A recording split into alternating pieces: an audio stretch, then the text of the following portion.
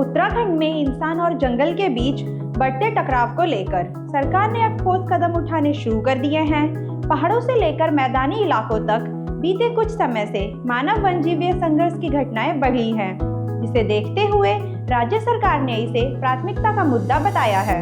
मुख्यमंत्री पुष्कर सिंह धामी ने ऐलान किया है कि राज्य में भालुओं और अन्य संघर्षग्रस्त वन्यजीवों के लिए विशेष रेस्क्यू और पुनरावास केंद्र बनाए जाएंगे। रामनगर में पहले से ही संचालित बाघ और तेंदुए के रेस्क्यू सेंटर की तरह ही अब दूसरे वन्यजीवों के लिए भी सुरक्षित व्यवस्था की जाएगी। मुख्यमंत्री ने बताया कि अगले 2 हफ्तों के भीतर इस योजना को जमीन पर उतारने के लिए पूरी कार्य योजना तैयार कर ली जाएगी। मानव वन्यजीव संघर्ष को काम करने के लिए वन विभाग को आधुनिक उपकरण दिए जाएंगे, जिनमें जाल, पिंजरे और ट्रैंकुलाइजर गन शामिल है। इसके लिए सरकार ने अतिरिक्त 5 करोड़ रुपए की राशि भी स्वीकृत की है।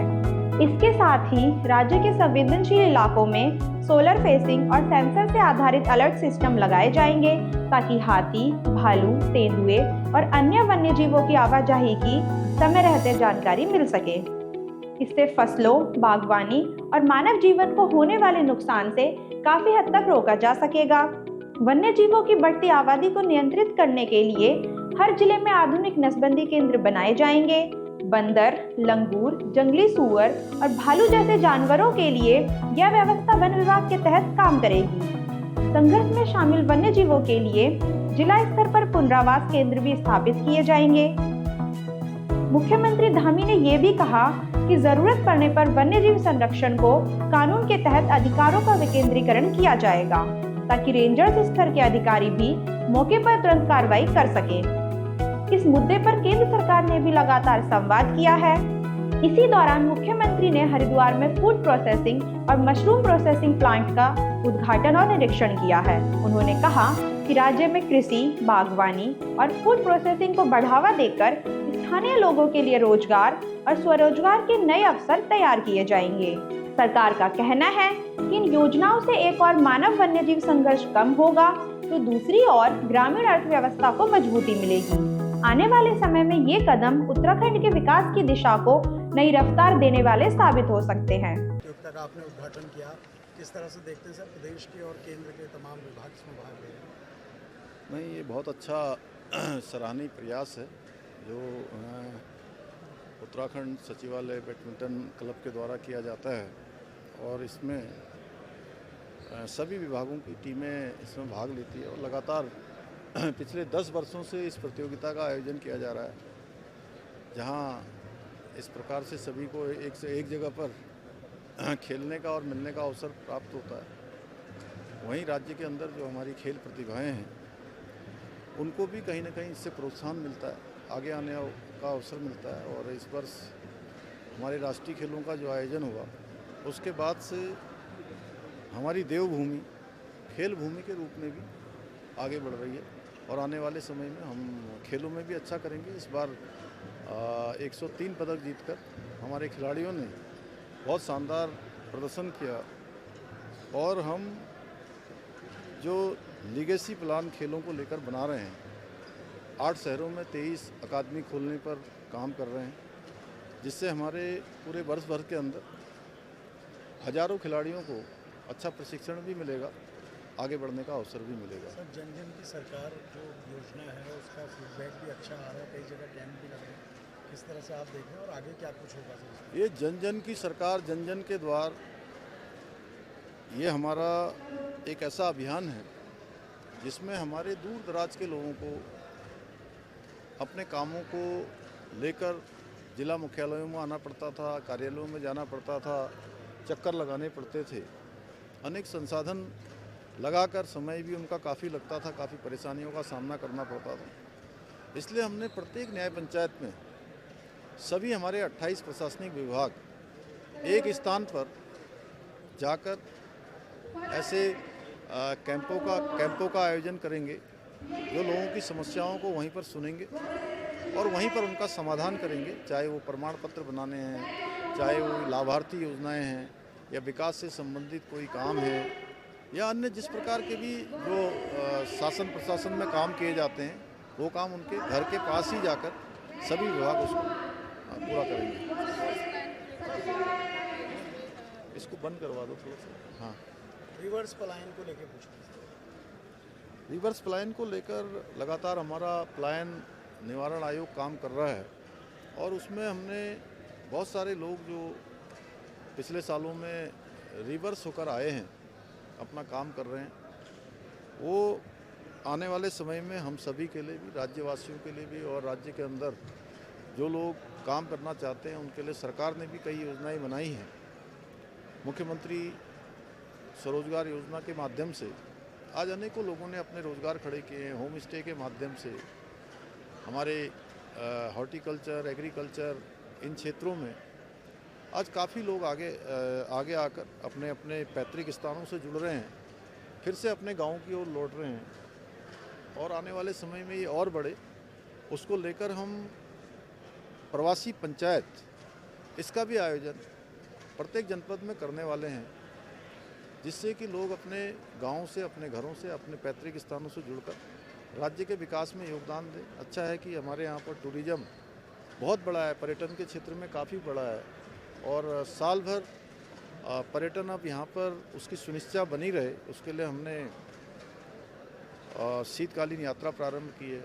आदरणीय प्रधानमंत्री जी ने अभी 30 नवंबर को मन की बात के अपने कार्यक्रम में भी हमारे राज्य की शीतकालीन यात्रा का विस्तार से सभी देश और दुनिया के सामने रखा है।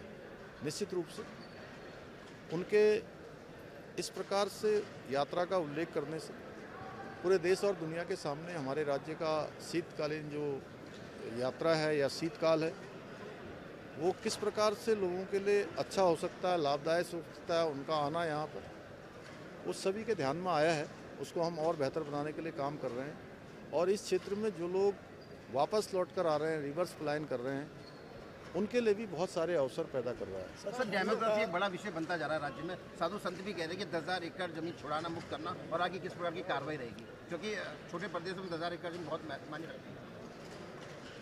ये देखिए, देवभूमि की डेमोग्राफी, देवभूमि का सांस्कृतिक चीज़ें, किसी भी कीमत पर यहाँ का देवत्व, उसका नुकसान नहीं होना चाहिए।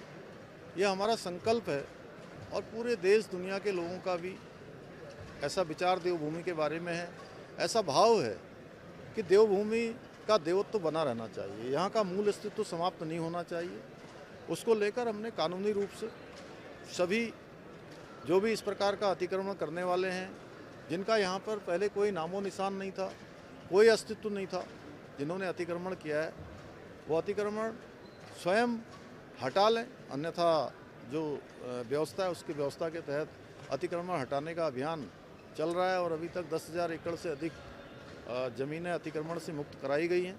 आगे ये अभियान हमारा और तेज़ी से चलने वाला है। बहुत ज़्यादा है, फ्लाइट से लेके ट्रेन कैंसिल हो रही है। इसके अलावा अब क्रिसमस और न्यू ईयर पे पर्यटक भी बड़े पैमाने पर आएंगे, तो इन सब चीज़ों को लेकर क्या कुछ निर्देशित होगा? नहीं, अभी देखिए कैलेंडर का हमारा नया वर्ष भी शुरू होने वाला है, तो उसके अनुरूप भी सभी तैयारियां हैं। ठंड में अलाव जलाने से लेकर जो हमारे सरकारी गेस्ट हाउस हैं, जहां पर शीतकाल में लोग बड़ी संख्या में आते हैं, उन सभी पर पहले से ही इस बार व्यवस्था की गई है। ये सभी स्थान सभी प्रकार की व्यवस्थाओं से ठीक प्रकार से सुसज्जित रहें, उसके लिए सभी प्रयास अभी किए जा रहे हैं।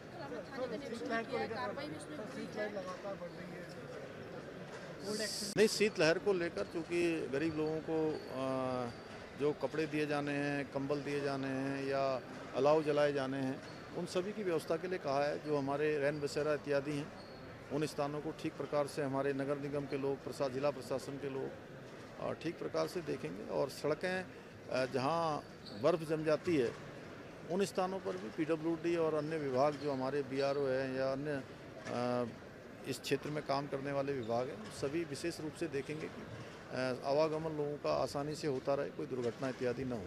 सर, खेल कार्यक्रम में यहाँ पे और जो प्रदेश का युवा है वो युवा मुख्यमंत्री से संदेश मांगते हैं कि इस प्रकार उनके लिए संदेश होगा ताकि वो फिट रहे खेल के कार्यक्रम में, वो आपको लगातार देखते रहते हैं। नहीं, देखिए, मैंने कहा कि खेल खेलना बहुत ज़रूरी है और फिट रहेंगे तो हिट रहेंगे और हमारे प्रधानमंत्री जी ने इसीलिए खेलो इंडिया, फिट इंडिया जैसे मूवमेंट देश के अंदर शुरू किए हैं। हम सभी को उसका अनुसरण करना चाहिए और हमको उस दिशा में काम करना चाहिए एक बात और ये कि जो अभी आप सब लोगों ने देखा होगा कि वन्य जो जीव हैं, मानव वन्य जीव संघर्ष, ये इन दिनों कुछ हमारे लिए चुनौती के रूप में हमारे सामने आया है। और उत्तराखंड राज्य के उन क्षेत्रों में जहाँ भी ये वन्य जीव जैसे हाथी है, नीलगाय है, भालू है, गुलदार है, बंदर है, इनके द्वारा जो अनेक लोगों पर बीच में हमले भी किए गए हैं और हमारी खेती है, अन्य अवस्थापना सुविधाएं हैं, उनको सबको नुकसान भी होता है। वहाँ पर हमने तय किया है कि एक क्रमबद्ध रूप से, चरणबद्ध तरीके से, योजनाबद्ध रूप से एक सोलर फेंसिंग की व्यवस्था की जाएगी सुरक्षा के लिए, और सेंसर बोर्ड अलर्ट सिस्टम लगाकर सुरक्षा तंत्र को विकसित करके मानव वन्य जीव संघर्ष को कम करने के लिए, लोगों की सुरक्षा के लिए एक प्रभावी रूप से इसमें कार्रवाई की जाएगी। और जो वन्य जीव लंगूर, बंदर, सुअर, भालू आदि के जनसंख्या, उनकी नियंत्रण के लिए, उनकी संख्या नियंत्रण में रहे, उसके लिए प्रत्येक जनपद में जो आधुनिक बंध्याकरण नसबंदी केंद्र की स्थापना भी की जाएगी। और वन विभाग इसके लिए सभी व्यवस्थाएं, प्रमुख सचिव साहब यहाँ पर हैं, क्योंकि हम लोगों ने ये तय किया है कि जल्दी से जो है इस दिशा में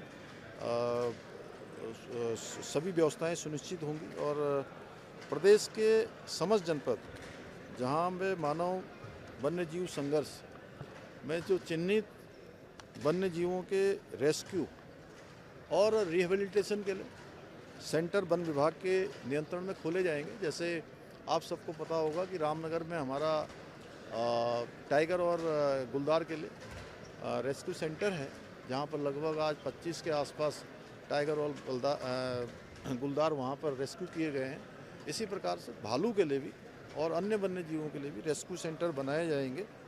और इसके लिए पर्वतीय क्षेत्र में न्यूनतम 10 नाली व मैदानी क्षेत्र में न्यूनतम 1 एकड़ भूमि आरक्षित की जाएगी, जिस पर तत्काल अभी कार्रवाई की जाएगी। और इसको नितांत, चूँकि ये बहुत आज हमारे लिए बहुत नितांत जरूरी विषय राज्य के अंदर हो गया है, वास्तव में इसके कारण से काफ़ी चुनौती आम जनजीवन को उसका सामना करना पड़ रहा है। इसलिए इसको शीर्ष प्राथमिकता देते हुए 2 सप्ताह की अवधि में इन योजनाओं को पूरी तरह से क्रियान्वित करने के लिए रणनीति बनाई जाएगी। और इसके लिए वन विभाग को जाल है, पिंजरा है और ट्रैंकुलाइजेशन है, गन आदि संसाधनों की उपलब्धता के लिए 5 करोड़ रुपए की धनराशि भी अतिरिक्त उसके लिए व्यवस्था की जाएगी।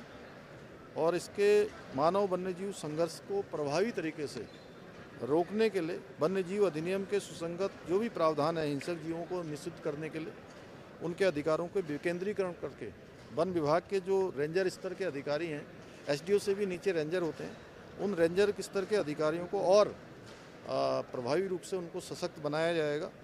और इसमें जो नियमों में कहीं पर अगर संशोधन की आवश्यकता होगी या कुछ नियमों को ठीक करना होगा तो उन नियमों को भी हम ठीक करेंगे। और केंद्र सरकार से भी मैंने कल माननीय भूपेंद्र यादव जी से, जो भारत सरकार के हमारे वन मंत्री हैं, उनसे भी मैंने बात की है, उनसे भी मैंने अनुरोध किया है। और आगे भी हम जो है इस पर लगातार उनसे चर्चा करके यथा समय पर जो भी देश काल परिस्थिति के अनुसार संशोधन है, उस संशोधन के लिए भी उनसे निवेदन करेंगे। सर, एक आखिरी सवाल, कल आपने औचक निरीक्षण किया था डालनवाला थाने का, क्योंकि थाना इंचार्ज की रवानगी भी दर्ज नहीं थी रजिस्टर में कि वो कहाँ है। तो ये क्या मैसेज है कि ऐसे निरीक्षण और विभागों में भी हो सकते हैं? क्या कुछ कहेंगे? देखिए, मैंने तो ये कहा है कि हमने सभी अपने जो भी हम प्रशासनिक रूप से जो बड़ी बैठकें करते हैं, राज्य में समीक्षाएं करते हैं, मैंने मुख्य सचिव, प्रमुख सचिव, सभी लोगों से भी अपेक्षा करी है कि वो भी जहाँ पर जा रहे हैं वो भी इस प्रकार के निरीक्षण अवश्य करें। मैं तो करूँगा ही। और अन्य विभागों को, सभी विभागों को जहाँ भी कमी है उनको हमें ठीक करना है। और जाने का यही हेतु है कि सभी व्यवस्थाएं, थाना, चूँकि मुख्यमंत्री के रूप में मैं सभी थानों में नहीं जा सकता, लेकिन सभी थाने किस प्रकार के हों ये हमारी अपेक्षा है। और लोगों को सुविधा मिले, लोगों को यथा समय जो जरूरी सहायता है वो प्राप्त हो, इसके लिए जो जरूरी व्यवस्थाएं हैं वो हमारा पुलिस विभाग करेगा। धन्यवाद।